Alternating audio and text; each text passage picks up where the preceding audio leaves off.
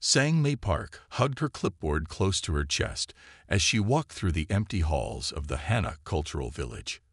The old wooden floors creaked under her feet. It was her first job as a production assistant, and she wanted to do everything right. The clock on her phone showed 11:30 p.m. The night shoot for Midnight Whispers would start in 30 minutes. She checked her list again. Water bottles for the actors. Check.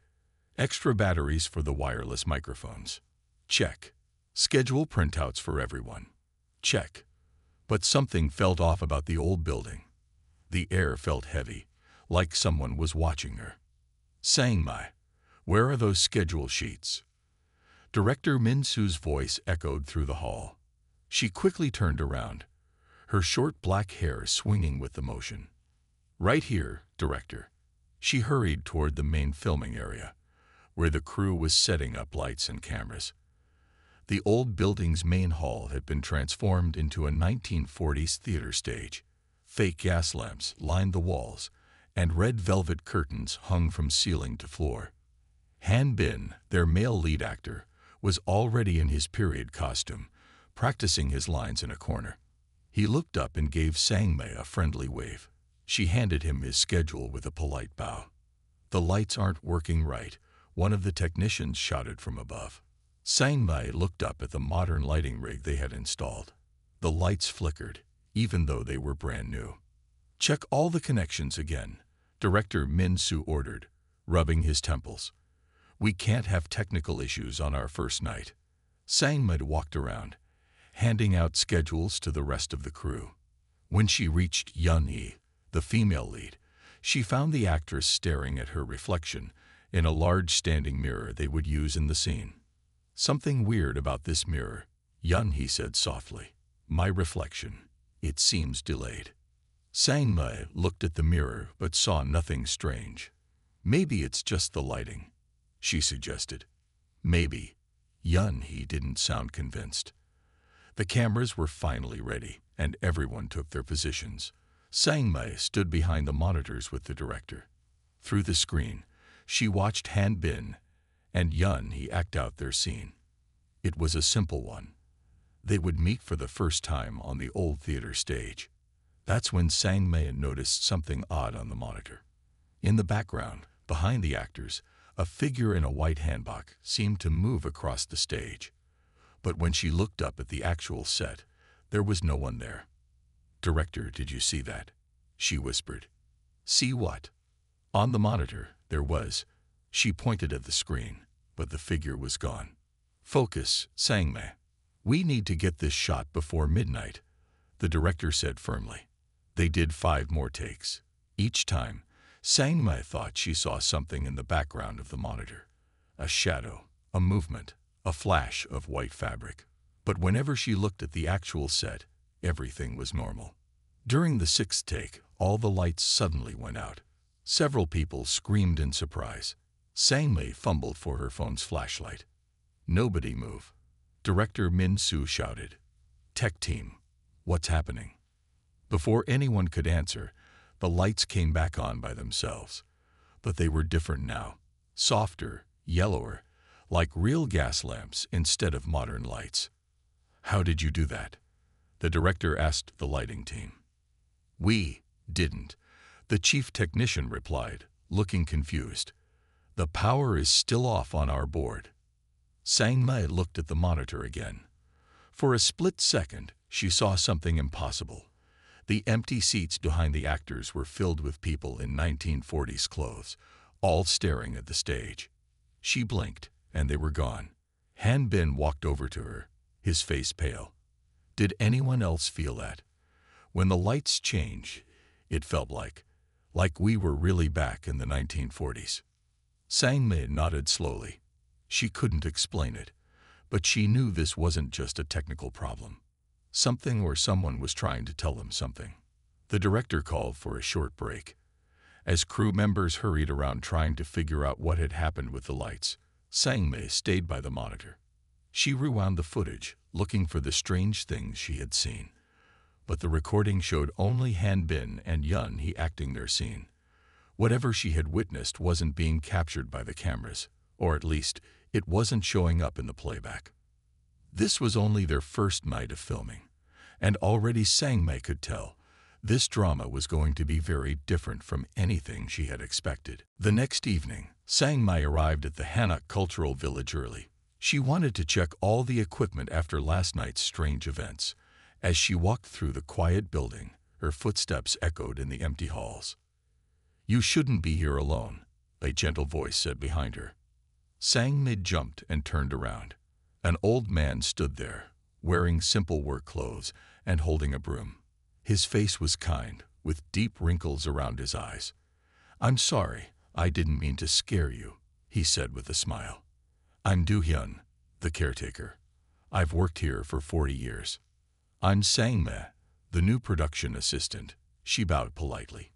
"Did you see what happened with the lights last night?" Do-hyun leaned on his broom. "Ah, you were filming in the main hall. Near the old mirror, yes." Sang-Mei nodded. "That mirror," Do-hyun shook his head slowly. "It has been here since 1940. Many strange things happen around it. Maybe you should tell your director to use a different mirror." "Why?" Sang-Mei asked. "What's wrong with it?" The old man looked around as if checking if anyone else was listening. "Let me show you something," he said. Do-hyun led her to a small room near the main hall. Old newspapers and photographs covered one wall. He pointed to a yellowed newspaper from 1943.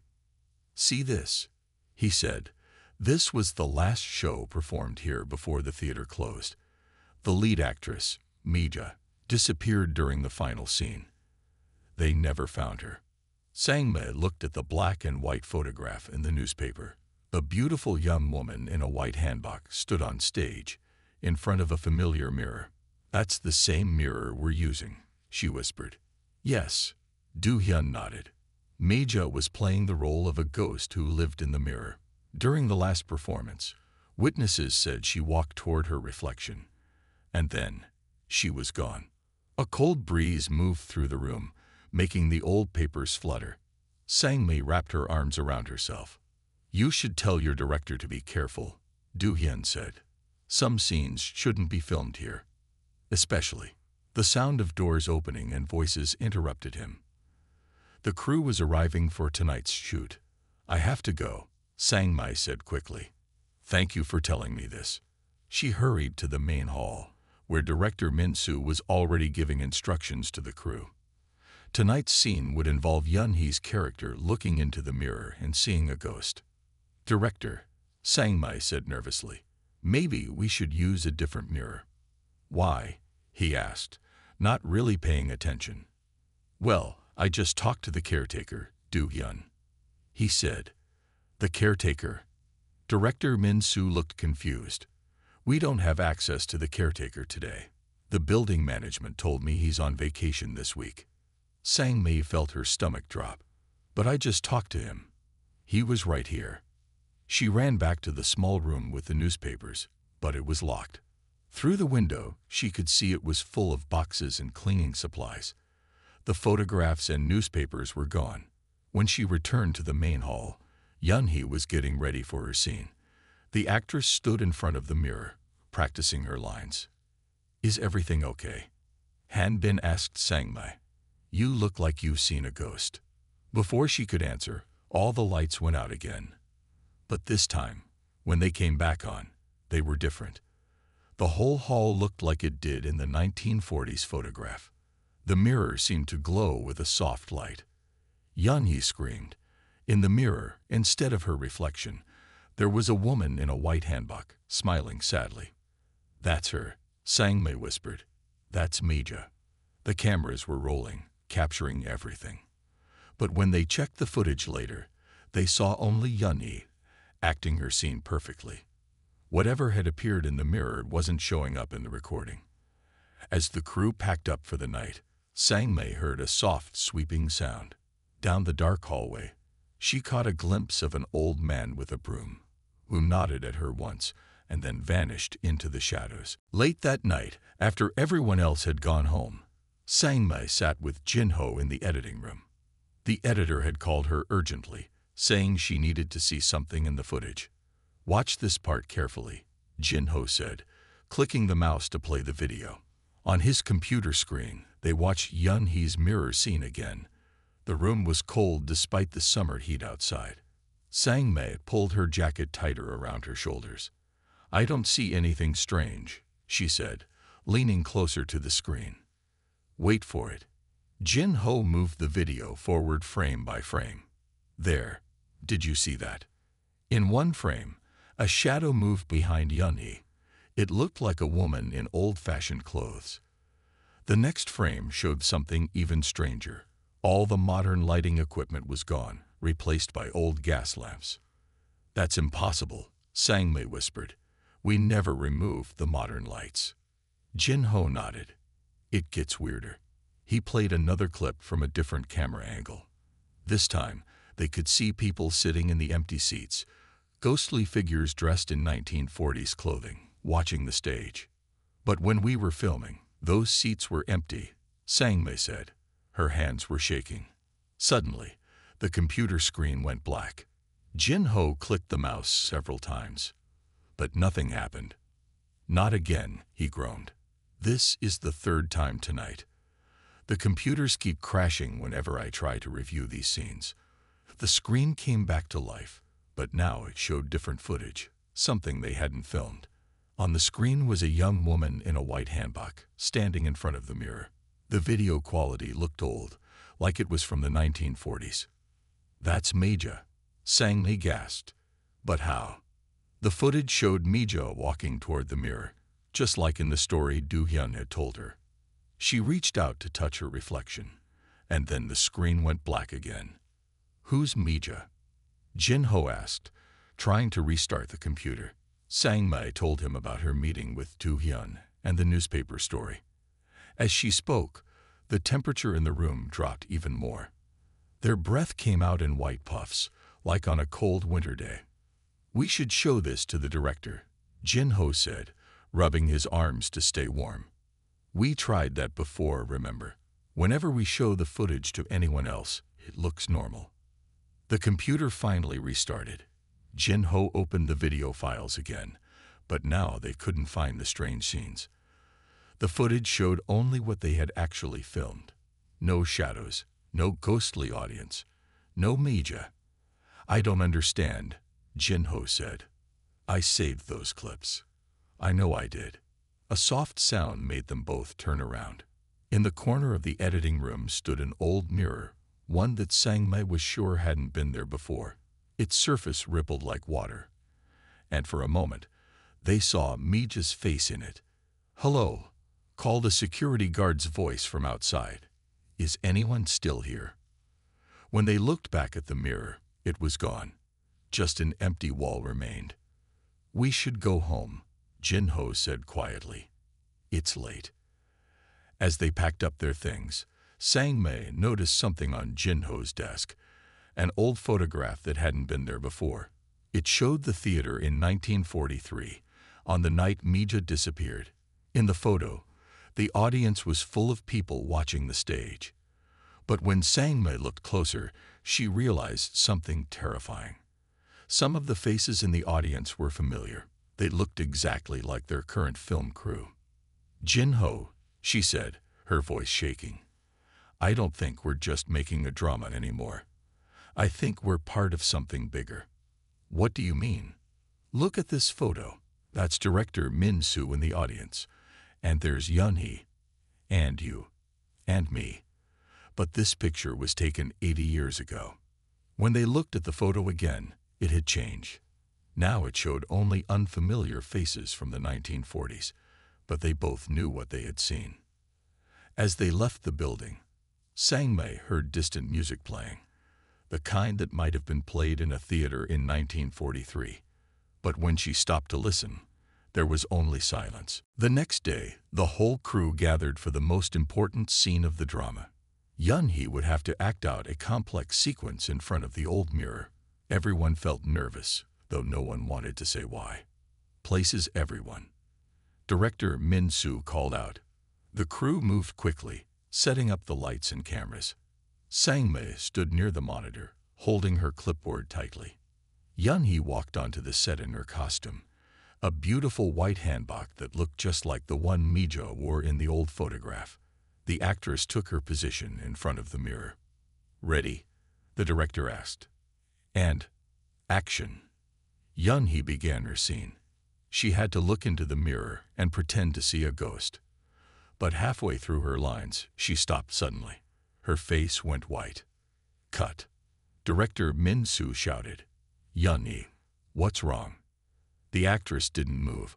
She just kept staring at the mirror. "That's not my reflection," she whispered. Everyone looked at the mirror. To most of them, it showed only Yunhee in her white hanbok.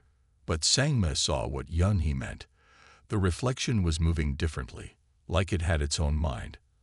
"Let's take a break," the director said, looking worried. But before anyone could move, all the lights in the building changed again. The modern equipment disappeared, replaced by the soft glow of old gas lamps. The air felt thick and heavy. In the mirror, the reflection smiled at Yunhee. It was Mija's face looking back at them. "Oh my God," Hanbin said from behind the camera. The mirror. Suddenly, the giant mirror began to shake. The surface rippled like water, and a high-pitched sound filled the air. Everyone covered their ears. "Get back," Sangmei shouted. With a loud crash, the mirror shattered into hundreds of pieces.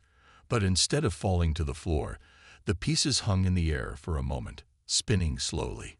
In each piece, they could see a different scene from the 1943 play. Mija performing, the audience watching, the final moment before she vanished. Then, just as suddenly, the pieces fell. The sound of breaking glass echoed through the hall. "Is everyone okay?" Director Min-soo called out.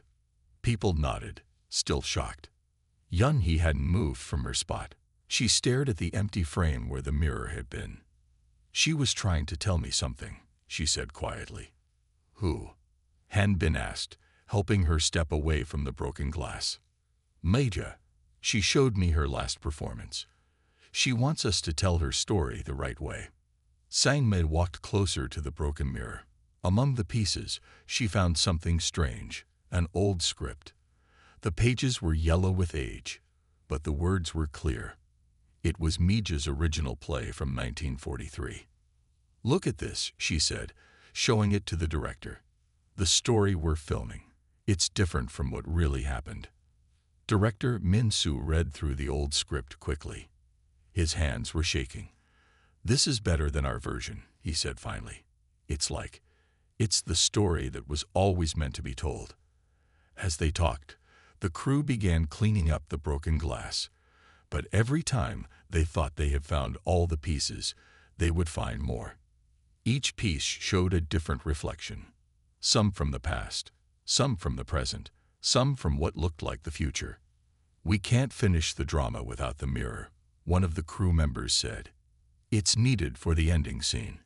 Just then, Sangmei remembered something Do-hyun had told her. She walked to the small storage room where she had first seen the old newspapers. This time, the door was unlocked. Inside, leaning against the wall, was another mirror.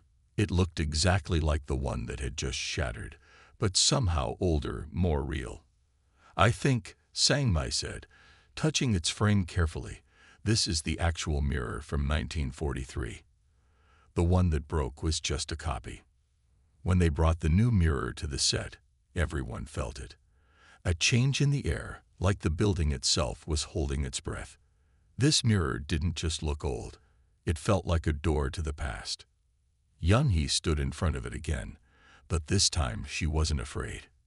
In the reflection, Mija smiled and nodded, as if giving her blessing to continue the story. The next morning, Sangmei sat in the local library, surrounded by old newspapers and books. After the mirror incident, she knew she had to learn more about Mija and the theater's past. Jin-ho had come to help her search through the records.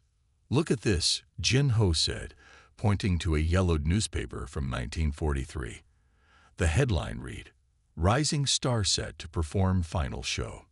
Under it was a clear picture of Mija standing on the theater's stage. Sangmei read the article carefully. It says Mija was famous for playing ghost roles. People said she made them seem real. Here's another one. Jin-ho pulled out a different paper. This one was from the day after Mija disappeared. Theater shut down after star vanishes during performance. As they read more articles, a strange pattern emerged. Every story about Mija mentioned the mirror. It had been a gift from her grandmother, who people said knew old magic. "Wait," Sang-mai said suddenly. She pulled out her phone and showed Jin-ho their drama script. "Our story is about a young actress who can see ghosts in mirrors. It's almost the same as Mija's real life." Jin-ho looked surprised. "But how?" "Our writer said she made up the story herself." They kept searching and found more connections. The theater had been famous for ghost stories even before Mija disappeared. Many actors had reported seeing strange things in the mirrors backstage. Some said they heard singing late at night when the building was empty. An old theater program caught Sang-mi's eye. It was from Mija's last show. The play was called The Mirror's Truth, about a young woman who discovers she can talk to spirits through an ancient mirror. "This is too similar to be just chance," Sang-mi said. "It's like our drama is telling Mija's story without even knowing it." Just then, the library lights flickered. A cold breeze moved through the room, even though all the windows were closed.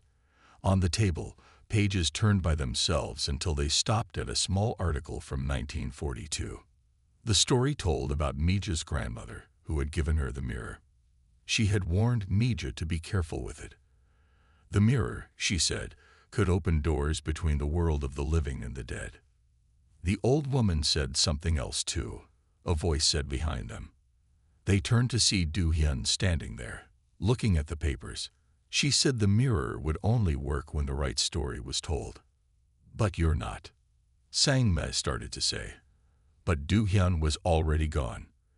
In his place was an old photograph she hadn't seen before. The picture showed the theater's original crew from 1943. There, standing next to Mija, was a young man who looked exactly like Do-hyun. "He was the caretaker back then too," Jin-ho whispered. "That's why he knows so much." They found more photographs, each showing something important. In one, Mija stood with a group of actors, all holding scripts. In another, she was alone on stage, reaching out to touch the mirror, the same mirror they were using now. Sang-mi's phone buzzed. It was a message from director Min-soo. "Come back to the theater. Yun-hee says she knows how the story should end." As they packed up the old newspapers, Sang-mi noticed something written in small letters on the back of Mija's last program. It was a message in faded ink. "The mirror shows what must be remembered. The story must be told right." "Jin-ho," Sang-mi said quietly, "I don't think Mija disappeared by accident. I think she went into the mirror on purpose, waiting for someone to tell her real story." They looked at each other, understanding what this meant. Their drama wasn't just a show anymore. It was a chance to finish what Mija had started 80 years ago. As they left the library, the lights flickered one more time. In the window's reflection, they saw Mija standing among the bookshelves, holding her script, smiling at them before fading away. The crew gathered at the theater that evening for what would be their most important scene. Yun-hee stood in front of the old mirror, now dressed in Mija's actual costume that they had found in the storage room. The white hanbok was still beautiful after all these years. "Something feels different tonight," Han Bin said, standing next to Sang-mi behind the cameras. He was right. The air in the theater felt charged with energy. The gas lamps that usually appeared only during strange moments were already glowing, and no one had turned them on. "Places everyone," Director Min-soo called out. His voice shook slightly. "Yun-hee, are you ready?" The actress nodded.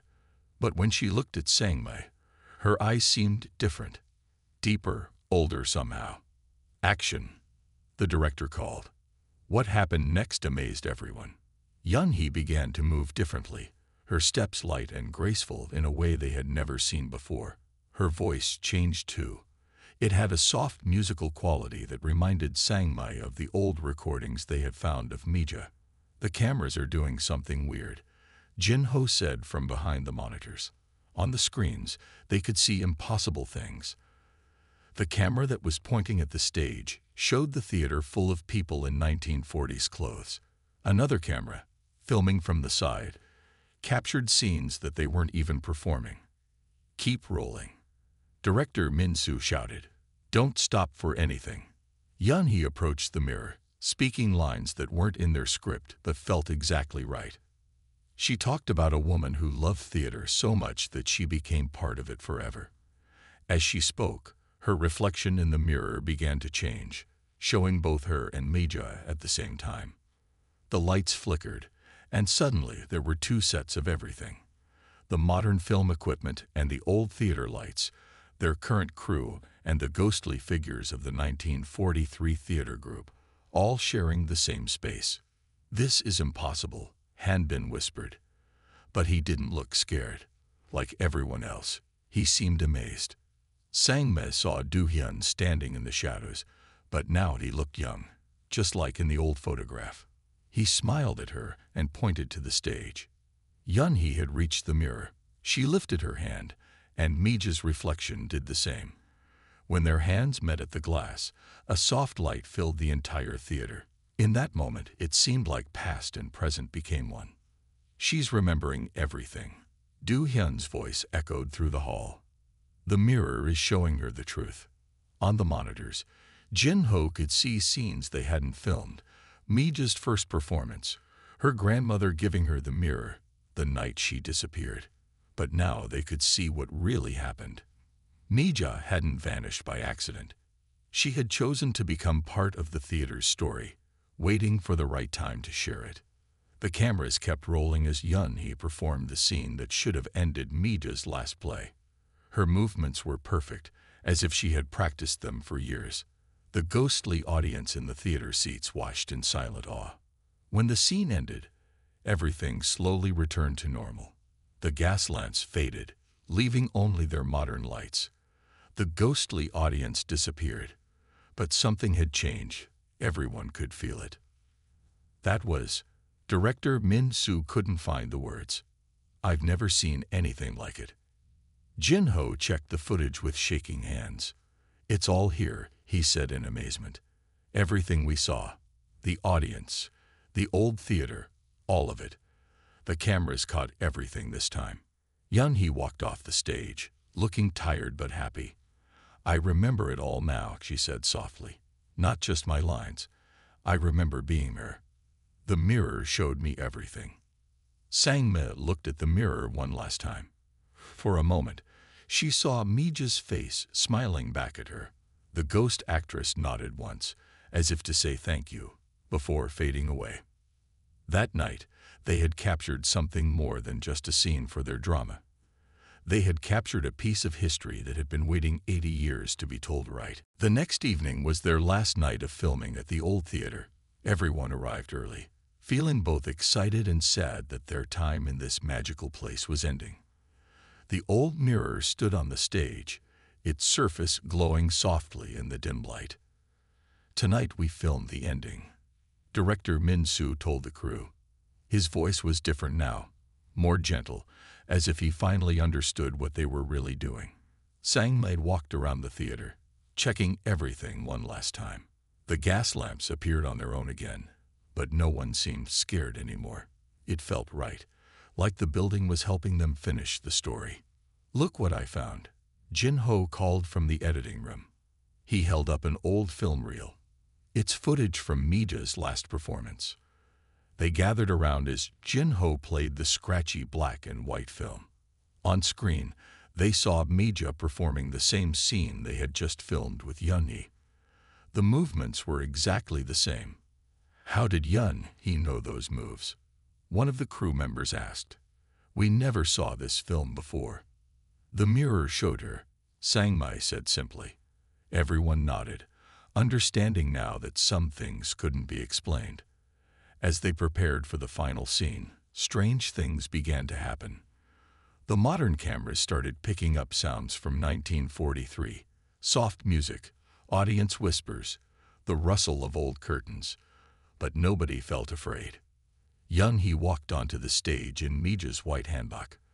The dress seemed to glow, just like in the old photographs. Han Bin stood beside her, ready for their last scene together. "Action," Director Min Soo said softly. The scene began, but this time something was different. As Yun Hee and Han Bin acted, their shadows on the wall showed different figures, Meija and her leading man from 1943. The two stories were happening at the same time. "The equipment's working perfectly," Jin Ho said in surprise. Usually, their machines would act strange during ghostly moments. "It's like they want us to film this." Do Hyun appeared next to Sang-mei. This time, he kept switching between looking old and young, as if he existed in both times at once. Meija's story wasn't a tragedy, he told Sang-mei. She chose to stay in the theater, to wait for the right people to tell her story. And you all came. On stage, Yun Hee reached the final lines. As she spoke, Meija's voice joined hers, the words echoing through time. "Some stories live forever, waiting in mirrors and memories until they find their way home." The mirror's surface rippled one last time. In it, they could see both plays at once. Their modern drama and Meija's last show, perfectly matched. When Yun Hee touched the mirror, a warm light filled the theater. For a moment, the barrier between past and present disappeared completely. The crew saw Meija's audience sitting beside them, saw the old theater as it had been in its glory days. On stage, Yun Hee and Meija seemed to become one person, finishing the story that had waited 80 years to end. "Cut," Director Min Soo whispered, wiping tears from his eyes. That's perfect." As the lights returned to normal, something magical happened. Small lights, like fireflies, floated up from the stage. They were pieces of Meija's story, finally free to move on. The crew watched in wonder as the lights danced through the air before fading away. Sang-mei felt a hand on her shoulder. Do-hyun stood there, looking young again, with Meija beside him. They both smiled at her. "Thank you," Meija said softly, "for helping us tell the truth." Then they were gone, leaving only a warm feeling in the air. The old mirror's surface became just glass again, but somehow more peaceful, like it had finished its job. Jin Ho checked the footage. Everything had been captured perfectly, both the modern scene and the echoes of 1943. Their drama had become something more than just a show. It had become a bridge between two times, letting an old story finally find its way home. 3 months later, the crew gathered at Seoul's biggest theater for the premiere of Midnight Whispers. The old mirror had been brought from the Hanok Cultural Village and placed in the theater's lobby as a special display. Sang-mei stood near the mirror, watching people arrive. She wore a simple black dress, very different from her usual production assistant clothes. Next to her, Jin Ho adjusted his tie nervously. "Do you think they'll understand what really happened?" he asked. "They'll feel it," Sang-mei said, touching the mirror's frame gently. The glass felt warm, like it always did now. The theater filled quickly. Critics, actors, and movie fans all came to see the drama that everyone was talking about.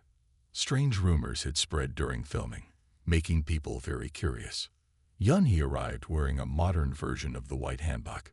Since filming ended, she had become one of Korea's most talked-about actresses. "The mirror scenes changed me," she told reporters. "I found something of myself in that role." Han Bin joined them, looking handsome in his suit. "I keep expecting to see Do-hyun here," he whispered to Sang-mei. As if on cue, Sang-mei saw a reflection in the mirror, the young Do-hyun and Meija, dressed for a premiere in 1943. They waved once before fading away. The lights dimmed, and everyone went inside. Director Min Soo stood up to speak before the show started. "What you're about to see is more than just a drama," he said. "It's a story that waited 80 years to be told." The screen lit up, and the theater went quiet. From the first scene, everyone could tell this was something special. The camera work seemed to show two worlds at once, the present day and glimpses of the 1940s. Critics in the audience started whispering about the amazing special effects. Sang-mi smiled to herself, knowing they hadn't used any effects at all. The cameras had simply captured what was really there. When they reached the mirror scenes, something wonderful happened. The temperature in the theater changed, becoming warm and comfortable. The air filled with a soft, sweet smell, like old theater curtains and grease paint. On screen, Yun-hee moved with Mija's grace, telling both their stories at once. The audience sat completely still, caught in the magic of it all. Near the end, many people gasped.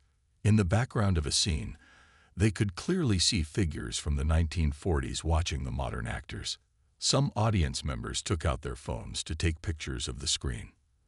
As the final scene played, Sang-mi heard familiar music, the same tune that used to play in the old theater. She looked around and saw she wasn't the only one. Many people were looking up, trying to find where the music was coming from. The credits began to roll, and there was complete silence before the audience burst into loud applause. But they all went quiet again when they saw the last credit. Special thanks to Mija Song, 1924 to 1943, and the original cast of The Mirror's Truth.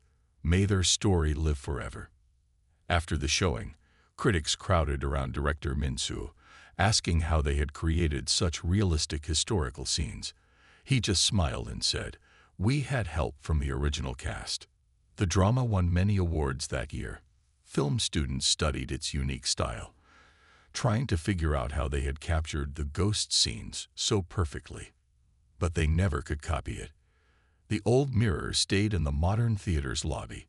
Sometimes people said they saw strange reflections in it, glimpses of old plays and actors from long ago. Young actors started touching it for good luck before performances. Sang-mi visited it often. Sometimes she would see Do-hyun there, looking young or old, still keeping watch over his theater. And on quiet nights, when the building was almost empty, she could hear Mija's voice singing softly from somewhere far away. The drama's success sparked new interest in the old Hanok cultural village. It became famous for its ghost tours, though the spirits seemed to appear less often now. Their story had been told, just as they wanted. 1 year later, Sang-mi found a small package in her office. Inside was Mija's original script, with a note written in fresh ink. "Thank you for bringing us home." The signature was dated 1943, but the ink was still wet.